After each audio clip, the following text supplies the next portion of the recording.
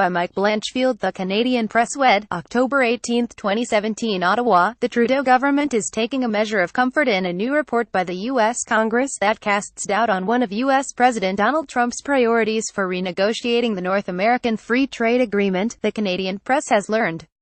The Congressional Research Service says in a report issued last week that there is no clear path for Trump to reduce the U.S. trade deficit with Mexico, one of his major complaints and an overarching priority for revamping a pact he has repeatedly threatened to tear up.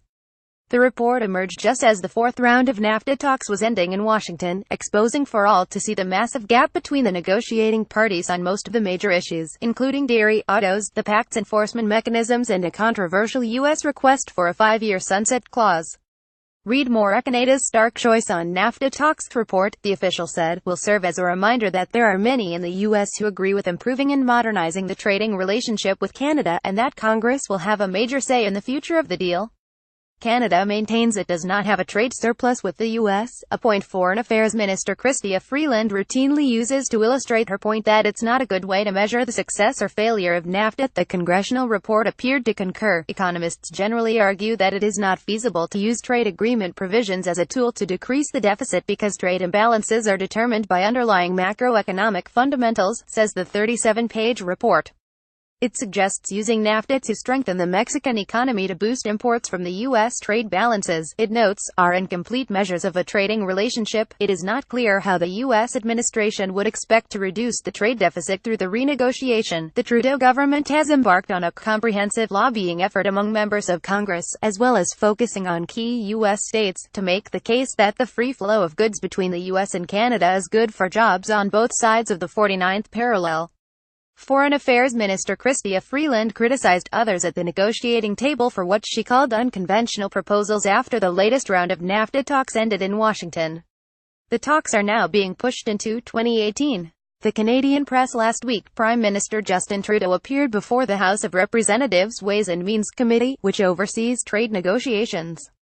The government has frequently reminded the U.S. that 35 states and 9 million American jobs depend on trade with Canada.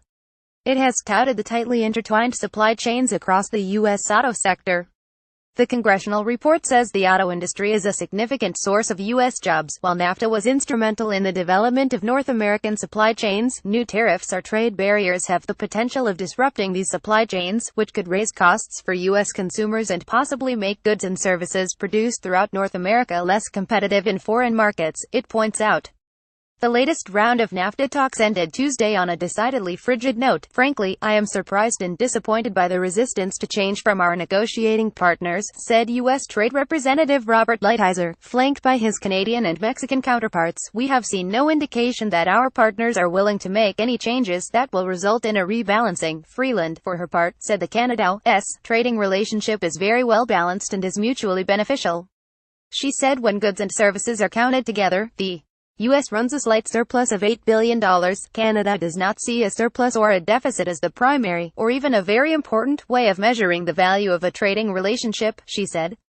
The report also suggests the U.S. could inflict damage in broader areas of three-way cooperation, including on security cooperation. The United States shares strong economic ties with Mexico and Canada. Any disruption to the economic relationship could have adverse effects on investment, employment, productivity and North American competitiveness, the report states. Since 2005, the three countries have also made strides on economic and security cooperation, through the North American Leaders Summit, sometimes called the Three Amigos, which began under former President George W. Bush. The report says, the outcome of NAFTA renegotiations has the potential to affect progress made over the past decade in regard to security, competitiveness, and issues of mutual interest. The Canadian government does not share that concern, said the official, who described the relationship on security and defense as being as strong as ever, despite the differences on trade.